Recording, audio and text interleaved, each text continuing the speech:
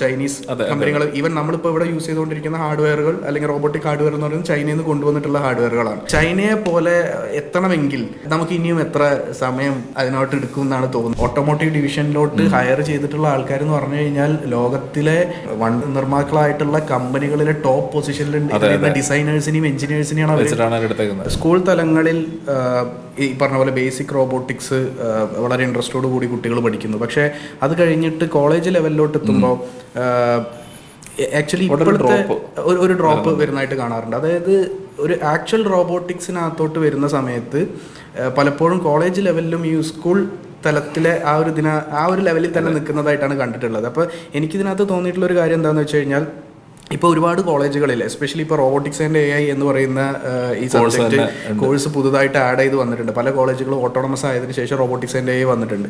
അപ്പോൾ robotics and AI വരുമ്പോഴും ആ ഒരു ടെക്നോളജി ഹാൻഡിൽ ചെയ്യാൻ കേപ്പബിൾ ആയിട്ടുള്ള ആൾക്കാർ നമ്മുടെ ഇവിടെ ഉണ്ടോ എന്നുള്ളത്, എസ്പെഷ്യലി അക്കാദമിക് സെക്ടറിൽ ഉണ്ടോ എന്നുള്ളത് വലിയൊരു ചോദ്യമാണ്.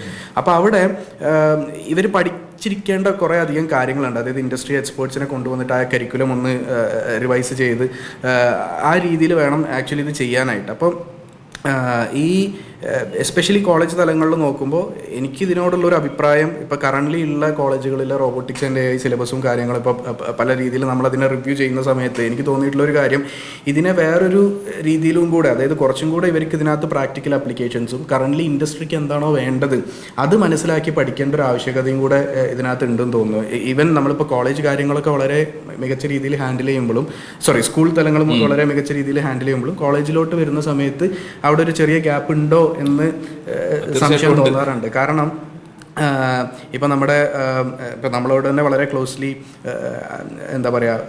വർക്ക് ചെയ്തുകൊണ്ടിരിക്കുന്ന പലരും പല കോളേജുകളിലും നമ്മൾ നോക്കുമ്പോൾ അവർ റോബോട്ടിക്സിൻ്റെ കാര്യങ്ങൾ നോക്കുന്ന സമയത്ത് ഈ ഒരു പ്രശ്നം കാണാറുണ്ട്.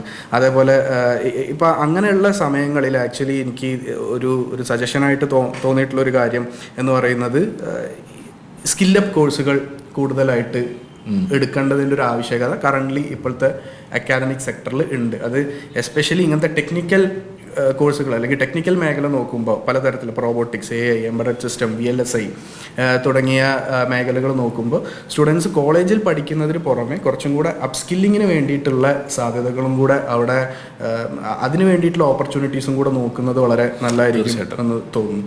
എനിക്ക് തോന്നുന്നു നമുക്ക് കുറച്ചും കൂടെ ഒരു ഇൻഡസ്ട്രി ലെവലിലും കൂടെ ഈ ഒരു ചർച്ച കൊണ്ടുപോകാൻ തോന്നുന്നുണ്ട്. ഇപ്പം റീസെൻ്റ്ലി നമ്മളിപ്പം ഇവിടെയാണെന്നുണ്ടെങ്കിൽ ഒരു ഇൻഡസ്ട്രി വിങ്ങും കൂടെ സ്റ്റാർട്ട് ചെയ്തിട്ടുണ്ട്, ഒരു എഞ്ചിനീയറിംഗ് ഡിവിഷനും കൂടെ സ്റ്റാർട്ട് ചെയ്തിട്ടുണ്ട്. അപ്പോൾ ഈ എഞ്ചിനീയറിംഗ് ഡിവിഷനിൽ നമ്മൾ അങ്ങനെ ഒരു ഇനീഷ്യലി ഒരു ബ്രെയിൻ സ്റ്റോമിങ്, ഇപ്പോൾ ഞാൻ ബോഷിൽ വർക്ക് ചെയ്തിരുന്ന സമയത്ത് അനുവിനായിട്ട് ഡിസ്കസ് ചെയ്തിരുന്നപ്പോൾ എനിക്ക് വളരെ റീസെൻ്റായിട്ട് നമ്മൾ തുടങ്ങിയൊരു വിങ്ങാണ്. അപ്പോൾ അവിടെ തന്നെ എന്തൊക്കെ ചെയ്യാമെന്നുള്ള തരത്തിൽ നമ്മൾ ഡിസ്കസ് ചെയ്ത് തുടങ്ങിയ സമയത്ത് നമ്മൾ ഐഡൻറ്റിഫൈ ചെയ്ത ഒരു ഏരിയ എന്ന് പറയുന്നത് റോബോട്ടിക് സോഫ്റ്റ്വെയർ ഡെവലപ്മെൻറ്റ് സൈഡാണ്. അപ്പോൾ പലതരത്തിലുള്ള റോബോട്ടിക് കമ്പനികൾ, പലതരത്തിലുള്ള റോബോട്ടിക് സ്റ്റാർട്ടപ്പുകൾ ഇന്ത്യയിൽ ഇപ്പോൾ എമേർജിങ് ആയിട്ട് വന്നുകൊണ്ടിരിക്കുന്നുണ്ട്. ഈവൻ കേരളത്തിലും വന്നുകൊണ്ടിരിക്കുന്നുണ്ട്. അതിൽ പല കമ്പനീസും റോബോട്ടിക് പ്രൊഡക്റ്റ് ഡെവലപ്മെൻറ്റ് കമ്പനീസ് ആയിട്ട് വരുന്നുണ്ട്. പക്ഷേ ഈ ഹാർഡ്വെയർ ഡെവലപ്മെൻറ്റ് മേഖലയിൽ നോക്കുമ്പോൾ നമ്മൾ ഫാർ ബിഹൈൻഡ് ആണ്. ഇന്ത്യ സ്റ്റിൽ ഫാർ ബിഹൈൻഡ് ആണെന്ന് തന്നെ പറയേണ്ടി വരും. കാരണം ചൈനീസ് കമ്പനികൾ, ഈവൻ നമ്മളിപ്പോൾ ഇവിടെ യൂസ് ചെയ്തുകൊണ്ടിരിക്കുന്ന ഹാർഡ്വെയറുകൾ അല്ലെങ്കിൽ റോബോട്ടിക് ഹാർഡ്വെയർ എന്ന് പറയുന്നത് ചൈനയിൽ നിന്ന് കൊണ്ടുവന്നിട്ടുള്ള ഹാർഡ്വെയറുകളാണ്. ഇപ്പോൾ നമ്മൾ യൂണിട്രി റോബോട്ട്സ് നമ്മൾ യൂസ് ചെയ്യുന്നുണ്ട്. അപ്പോൾ അതെല്ലാം ചൈനയിൽ നിന്ന് കൊണ്ടുവന്നിട്ടുള്ള കമ്പനീസാണ്. അപ്പോൾ ഈ ഹാർഡ്വെയർ മേഖലയിൽ ഇന്ത്യ ഇനിയും ഡെവലപ്മെൻറ്റ് കൈവരിക്കാനായിട്ടില്ലേ എന്നുള്ളതാണ് ഒരു ക്വസ്റ്റ്യൻ. രണ്ടാമത്തത് ഈ റോബോട്ടിക് സോഫ്റ്റ്വെയർ മേഖല, അതിനകത്ത് ഇന്ത്യക്ക് വലിയ രീതിയിലുള്ളൊരു പൊട്ടൻഷ്യൽ ഉണ്ട്. ഇപ്പോൾ ഞാൻ ഇതിനും ബോഷിനകത്തിന് മുമ്പേ വർക്ക് ചെയ്തിരുന്ന ഒരു കമ്പനിയാണ് ഇഗ്നിറ്റേറിയം എന്ന് പറഞ്ഞൊരു കമ്പനി. അപ്പോൾ അവിടെ ആക്ച്വലി റോബോട്ടിക് ഡിവിഷൻ ഉണ്ട്. അപ്പോൾ അവിടെ റോബോട്ടിക് ഡിവിഷനകത്ത് പ്രധാനമായിട്ട് നമ്മൾ ഹാൻഡിൽ ചെയ്തുകൊണ്ടിരുന്ന ഈ റോബോട്ടിക് സോഫ്റ്റ്വെയർ ഏരിയ ആയിരുന്നു. ഇപ്പോൾ നമ്മളിവിടെ യൂണിക്കോൾ റോബോട്ടിക്സിലും ചെയ്തുകൊണ്ടിരിക്കുന്നത്, ഇപ്പോൾ 2 പ്രൊജക്ട് റീസെൻ്റ്ലി ചെയ്തുകൊണ്ടിരിക്കുന്നതും കംപ്ലീറ്റ്ലി റിലേറ്റഡ് റോബോട്ടിക് സോഫ്റ്റ്വെയർ ആണ്. അപ്പോൾ ഇന്ത്യ എപ്പോഴായിരിക്കും റോബോട്ടിക് സോഫ്റ്റ്വെയർ മേഖലയിൽ ഇന്ത്യക്ക് ആക്ച്വലി നല്ല പൊട്ടൻഷ്യൽ ഉണ്ട്. കമ്പനികൾ അതിനകത്ത് വർക്ക് ചെയ്യുന്നുണ്ട്, സർവീസ് ബേസ്ഡ് കമ്പനീസ് ഉണ്ട്, നല്ല രീതിയിൽ സർവീസ് കൊടുക്കുന്ന ഒരുപാട് കമ്പനീസ് ഉണ്ട്. പക്ഷേ ഈ റോബോട്ടിക് ഹാർഡ്വെയർ അല്ലെങ്കിൽ റോബോട്ടിക് പ്രൊഡക്റ്റ് ഡെവലപ്മെൻറ്റ് മേഖലയിൽ കുറച്ചും കൂടെ ഒരു നമുക്കൊരു ചൈനയെ പോലെ എത്തണമെങ്കിൽ നമുക്ക് ഇനിയും എത്ര സമയം അതിനോട്ട് എടുക്കും എന്നാണ് തോന്നുന്നത്. അല്ലെങ്കിൽ അതിനകത്തോട്ട് എത്താൻ നമുക്ക് പറ്റുമോ? ഫോർ എക്സാമ്പിൾ ഇപ്പോൾ ഹ്യൂമനോയിഡ് യൂസ് ചെയ്യാൻ പറ്റുന്ന തരത്തിലുള്ള ഹ്യൂജ് മാനിപ്പുലേറ്റേഴ്സിനെ ബിൽഡ് ചെയ്യാൻ പറ്റുന്ന, അല്ലെങ്കിൽ ഒരു കംപ്ലീറ്റ് മേക്കിംഗ് ഇന്ത്യ AMR റോബോട്ടുകൾ അല്ലെങ്കിൽ ഹ്യൂമനോയിഡ് റോബോട്ടുകളൊക്കെ ഉണ്ടാക്കുന്ന, അല്ലെങ്കിൽ അതിനെ ഫാക്ടറി പ്രൊഡക്ഷനിലോട്ട് വന്ന് ഇങ്ങനെ സെല്ല് ചെയ്തുകൊണ്ടിരിക്കുന്ന തലത്തിലോട്ട്, അതായത് ഇപ്പോൾ ചൈനയൊക്കെ കൈവരിച്ചിട്ടുള്ള ആ ഒരു മേഖലയിലോട്ട് എത്താൻ നമുക്ക് വളരെ റീസെൻ്റ്ലി തന്നെ നമുക്ക് പറ്റുമോ? എന്താണ് അതിനകത്തുള്ളൊരു ഒപ്പീനിയൻ? അതിനകത്ത് വളരെ ഒരു ഇൻഡെപ്ത് ഒരു ഒപ്പീനിയൻ തരാൻ മാത്രം ഉള്ള ലെവലിൽ എത്തിയെന്ന് ഞാൻ വിശ്വസിക്കുന്നില്ലെങ്കിൽ പോലും എൻ്റെ ഒരു തോട്ട് പ്രോസസ്സിൽ ഞാൻ കണ്ടിട്ടുള്ള കാര്യങ്ങൾ വെച്ചിട്ട് എനിക്ക് പറയാൻ പറ്റുന്നൊരു ഓൺലി മൈ ഒപ്പീനിയൻ, എത്താൻ പറ്റും എന്ന് തന്നെയാണ് എൻ്റെ വിശ്വാസം. പക്ഷേ it could take some time. Obviously നമ്മളിപ്പോഴും നമ്മുടെ പല കമ്പനികളും, ഇപ്പം ജെൻ റോബോട്ടിക്സ് ഒക്കെ ഒരു എക്സെപ്ഷനാണ് ഡെഫിനറ്റ്ലി. അല്ലാതെ ഉള്ള പല കമ്പനികളും ഈ പറഞ്ഞ പോലെ ഒരു ചൈനീസ് സാധനത്തിൻ്റെ അല്ലെങ്കിൽ ചൈന എന്ത് ഷോക്കേസ് ചെയ്യുന്നു, okay something similar will do it here. ഇപ്പം ചൈന ഹ്യൂമനോയിഡ്സിൻ്റെ ഒരു ഭയങ്കര ബൂം, പെട്ടെന്ന് ഒരുപാട് കമ്പനികൾ ഹ്യൂമനോയിഡ്സിനെ ഇറക്കി. അതിനെ ഫോളോ ചെയ്തുകൊണ്ട് കുറേ ഇന്ത്യൻ കമ്പനികൾ ഹ്യൂമനോയിഡ്സിനെ ഇറക്കാൻ ശ്രമിക്കുന്നുണ്ട്. ഇപ്പോഴും ഒരു ബൈപ്പഡ് ഹ്യൂമനോയിഡ് എന്നുള്ളത് നമുക്ക് ഇപ്പോഴും അച്ചീവ് ചെയ്യാൻ പറ്റിയിട്ടില്ല എങ്കിൽ പോലും അല്ലാത്തൊരു ഹ്യൂമനോയിഡ് ആണെന്നുണ്ടെങ്കിലും ഹ്യൂമനോയിഡിനെ ബിൽഡ് ചെയ്യുന്നുണ്ട്, നല്ല ഫിനിഷിൽ എത്തിക്കാൻ പറ്റുന്നുണ്ടെന്നുള്ള അതിനപ്പുറത്തേക്ക് ഈ പറഞ്ഞൊരു ഇൻഡസ്ട്രിയൽ കേസിൽ ആക്ച്വലി എവിടെയാണ് ഈ സാധനം വേണ്ടത് അവിടേക്ക് ഈ സാധനം എത്തുന്നില്ല. ആ ഒരു ലെവലിലേക്ക് എൻവിഷൻ ചെയ്യാനായിട്ട് പലർക്കും പറ്റുന്നില്ല. ആ ഒരു ഗ്യാപ്പ് ഫില്ല് ചെയ്യണമെന്നുണ്ടെങ്കിൽ എനിക്ക് തോന്നിയിട്ട് നമ്മൾ ആദ്യം പറഞ്ഞ ഒരു കോളേജ് അവിടെയുള്ളൊരു ഗ്യാപ്പ് എന്നുള്ളൊരു സാധനം അത് ഫില്ല് ചെയ്യാതെ ആ ഒരു അപ്സ്കില്ലിംഗ് എന്ന് പറയുന്നൊരു കാര്യം നടക്കാതെ ആ ഒരു സംഭവം മാറുമെന്ന് തോന്നുന്നില്ല. നമ്മൾ ഒരുപാട് കോളേജുകൾ, നമ്മൾ തന്നെ പങ്കെടുത്തിട്ടുള്ള കുറേ സമ്മിറ്റുകളുണ്ട്. ഈ ഇൻഡസ്ട്രി അക്കാഡമിയ ബ്രിഡ്ജ് ചെയ്യാനായിട്ട് ശ്രമിക്കുന്ന എഫേർട്ടുകൾ കോളേജുകൾ പലരും വലിയ രീതിയിൽ അനൗൺസ് ചെയ്ത് നടത്താറുണ്ട്. നമ്മളുടെ പല സ്റ്റാർട്ടപ്പുകൾ അതിന് ഇനിഷ്യേറ്റീവ്സ് എടുക്കാറുണ്ട്, പല ഗവൺമെൻറ് പ്രൊജക്റ്റുകൾ ഉണ്ടായിട്ടുണ്ട്. പക്ഷെ ഇതൊക്കെ ആ ഒരു ഇവൻ്റ് നടക്കുന്ന സമയത്ത് ഭയങ്കര കളർഫുള്ളായിട്ട് പോകുന്നതിനപ്പുറത്തേക്ക് ഇത് കഴിഞ്ഞിട്ട് ഒരു ഇൻഡസ്ട്രി അക്കാഡമി കാര്യങ്ങൾ നടക്കാറില്ല എന്നുള്ളതാണ് ഒരു റിയാലിറ്റി ഞാൻ മനസ്സിലാക്കിയിട്ടുള്ളത്. നമുക്ക് തന്നെ അറിയാം, നമ്മൾ തന്നെ പല കോളേജുകളിൽ ചെന്ന് സംസാരിക്കുന്ന സമയത്ത് അവിടെ നമ്മളൊരു ആക്ച്വൽ ഇൻഡസ്ട്രിയൽ സാധനം പിച്ച് ചെയ്യുമ്പോൾ obviously it comes at a price എന്നുള്ളത് ആരും മനസ്സിലാക്കുന്നില്ല. അവിടെ അപ്പോഴും അവർ ചോദിക്കുന്നത് എന്നാൽ നിങ്ങൾക്ക് ആടിനെ വെച്ച് ചെയ്താൽ പോരെ എന്നാണ് ചോദിക്കുന്നത്. അതും നമ്മൾ 4ാം ക്ലാസ്സിൽ 5ാം ക്ലാസ്സിൽ ആവറേജ് പഠിപ്പിക്കുന്ന സാധനമാണ് ഈ ആടിനോ. അത് പഠിച്ചാൽ പോരെയെന്ന് ചോദിക്കുന്ന ലെവലിലുള്ള കോളേജുകളാണ് നമ്മൾ ഇപ്പോഴും ഫേസ് ചെയ്യുന്നത്. അതും റാങ്കിങ്ങിൽ ടോപ്പിൽ നിൽക്കുന്ന പല കോളേജുകളാണ് ഇത് ചോദിക്കേണ്ടി വരുന്നത്. അവരുടെയും ഒരു അവസ്ഥയായിരിക്കാം മേ ബി. അപ്പം ആ ഒരു തോട്ട് പ്രോസസ്സ് മാറാതെ, ആ ഒരു ഗ്യാപ്പ് ഫില്ല് ചെയ്യാതെ കുറച്ച് ആളുകൾ മാത്രം അല്ലെങ്കിൽ കുറച്ച് കമ്പനികൾ മാത്രം എഫേർട്ട് എടുത്തുകൊണ്ട് ഇത് മാറുമെന്ന് തോന്നുന്നില്ല. അപ്പം അവിടെയാണ് ഈ നീരജ് പറഞ്ഞ ആ ഒരു അപ്സ്കില്ലിങ്ങിൻ്റെ ഒരു റെലവൻസ് ഭയങ്കരമായിട്ട് വരുന്നത് ആ ഒരു ഏരിയയിലാണ്. നമുക്ക് ഇവർ ഈ പഠിച്ചിറങ്ങുന്ന കുട്ടികൾ തന്നെയാണ് പുറത്ത് രാജ്യങ്ങളിലോട്ട് പോകുന്നതും അവിടെ അവരങ്ങനെ അപ്സ്കില്ലിംഗ് കോഴ്സ് പഠിച്ച് അവിടുത്തെ കമ്പനികളിൽ കയറുന്നത്. അങ്ങനത്തെ ഒരുപാട് ആൾക്കാരുണ്ട് നമ്മുടെ സർക്കിളിൽ തന്നെ. അവിടുത്തെ റോബോട്ടിക്സ് കമ്പനികളിൽ വർക്ക് ചെയ്യുന്ന, ജർമ്മനിയിലും UK യിലൊക്കെ പോയി അവിടെ ഹാപ്പിലി വർക്ക് ചെയ്യുന്ന ആൾക്കാരുണ്ട്. പക്ഷെ അവർക്ക് വർക്ക് ചെയ്യാനുള്ള ഒരു എക്കോസിസ്റ്റം നമുക്ക് ഇവിടെ ഇല്ലതാനും. ഇവിടെ നമ്മളിപ്പോഴും ഹ്യൂമനോയിഡിനെ എങ്ങനെ കുറച്ചുകൂടെ കളർഫുൾ ആക്കാം ആ ലെവലിലാണ് നിൽക്കുന്നത്. ബട്ട് അഗെയിൻ എഫേർട്സ് എടുക്കുന്ന കമ്പനികളുണ്ട്, ഇല്ല എന്ന് തന്നെ പറയുന്നില്ല.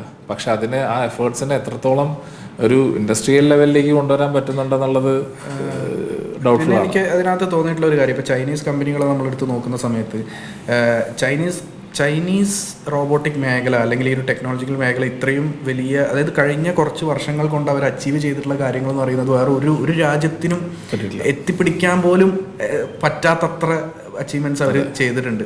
ഇപ്പോൾ ഈ കോണ്ടസ്റ്റിൽ അല്ലെങ്കിൽ പോലും ഇപ്പോൾ റീസെൻ്റ്ലി ഷവോമി അവരുടെ ഓട്ടോമോട്ടീവ് ഡിവിഷനിലോട്ട് ഹയർ ചെയ്തിട്ടുള്ള ആൾക്കാരെന്ന് പറഞ്ഞു കഴിഞ്ഞാൽ ലോകത്തിലെ വണ്ടി നിർമ്മാതാക്കളായിട്ടുള്ള കമ്പനികളിലെ ടോപ്പ് പൊസിഷനിൽ ഡിസൈനേഴ്സിനെയും എഞ്ചിനീയേഴ്സിനെയാണ് അവർ എല്ലാത്തിനകത്തോട്ടും കൊണ്ടുവന്നിട്ടുള്ളത്. ആ ഒരു ടീം തന്നെ നോക്കിക്കഴിഞ്ഞാൽ അത് സത്യം പറഞ്ഞപ്പോൾ പണ്ടത്തെ എന്താ പറയുക ഓസ്ട്രേലിയൻ ക്രിക്കറ്റ് ടീം എല്ലാ കമ്പനിയിലുള്ള ലെജൻസിനെ കൊണ്ടുവന്നിട്ടൊക്കെയാണ് അവർ ടീമൊക്കെ ഫോം ചെയ്തിട്ടുള്ളത്. അപ്പോൾ ഇതിന് പുറമെ അവർ ഈ ഒരു ഫാസ്റ്റ് ഗ്രോത്ത് അച്ചീവ് ചെയ്യാൻ അവരെ ഹെൽപ്പ് ചെയ്തിട്ടുള്ള വേറൊരു കാര്യമുണ്ട്. അത് ആക്ച്വലി ഇന്ത്യൻ സ്റ്റാർട്ടപ്പ് എക്കോസിസ്റ്റത്തിൽ മിസ് ചെയ്യുന്നുണ്ടോ എന്ന് എനിക്ക് തോന്നിയിട്ടുള്ളൊരു കാര്യമാണ്. കാരണം അവിടെ പല തരത്തിലുള്ള കൊളാബറേഷൻസ് നടക്കുന്നുണ്ട്.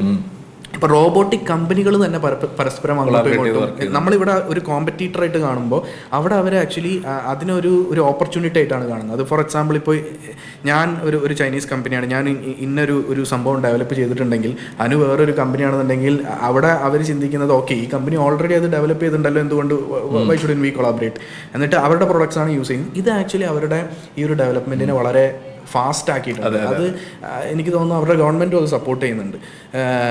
ഇവിടെ ആക്ച്വലി അങ്ങനത്തെ ഒരു ഇത് സോഫാർ വന്നിട്ടില്ല. 2 കമ്പനികൾ ഉണ്ടെങ്കിൽ നമ്മളതിനെ ശത്രുക്കളായിട്ടാണ് സ്റ്റിൽ കണ്ടുകൊണ്ടിരിക്കുന്നത്. ഒരേ സാധനമാണെങ്കിൽ അപ്പോൾ ഈ ഒരു കൊളാബറേഷൻ്റെ ആവശ്യകത ആക്ച്വലി ഇല്ലേ? അല്ലെങ്കിൽ ഇന്ത്യൻ മാർക്കറ്റിനെ വെച്ച് നോക്കുമ്പോൾ ആ ഒരു കൊളാബറേഷൻ കമ്പനി ഗ്രോത്തിന് തടസ്സമായി നിൽക്കുന്നത് കൊണ്ടാണോ ഇത് ചെയ്യാത്തത്? അതോ ആക്ച്വലി ഇങ്ങനെ ഈ ഒരു രീതിയിലൊരു അപ്രോച്ച് ആക്ച്വലി നമ്മുടെ ഈ ഒരു എമേർജിങ് ടെക്നോളജി എക്കോസിസ്റ്റത്തിനെ ആക്ച്വലി ബൂസ്റ്റ് ചെയ്യല്ലേ ചെയ്യുക? അപ്പോൾ അതിനും കൂടെ വേണ്ടിയിട്ട് കമ്പനീസ് ട്രൈ ചെയ്യേണ്ടതല്ലേ? ഡെഫിനറ്റ്ലി. ഇതിപ്പം യൂണിക്കോൾ റോബോട്ടിക്സ് ഒരിക്കലും അങ്ങനത്തെ ഒരു സ്പേസിൽ നിൽക്കാൻ ആഗ്രഹിക്കുന്ന ഒരു കമ്പനി അല്ല.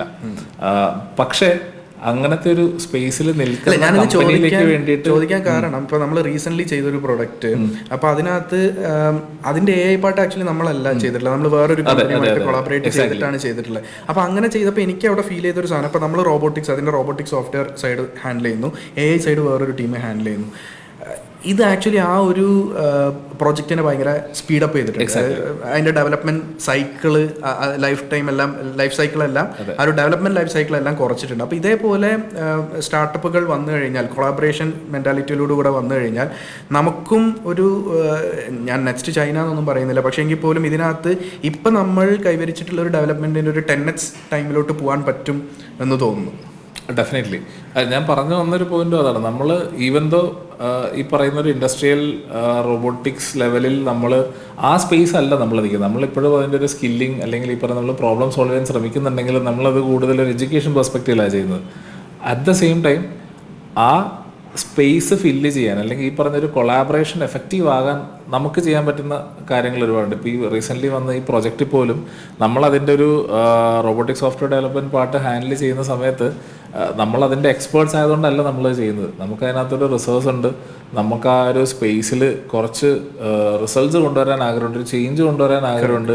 നമ്മുടെ ടീമിനും അതൊരു പുതിയ എക്സ്പോഷർ കൊടുക്കണം. ഇപ്പം ഈ കുറേ കിറ്റുകളും അല്ലെങ്കിൽ ഇങ്ങനത്തെ കുറേ സാധനങ്ങൾക്ക് അപ്പുറത്തേക്ക് ഒരു റിയൽ വേൾഡ് റോബോട്ടിക്സ് ആപ്ലിക്കേഷൻ എന്ന് പറയുന്നൊരു സംഭവം ഉണ്ടെന്നുള്ളതും അതും എക്സ്പീരിയൻസോടെ ചെയ്യാൻ വേണ്ടി നമ്മൾ ആ ഒരു സെഗ്മെൻറ്റിലേക്ക് കടന്നത്.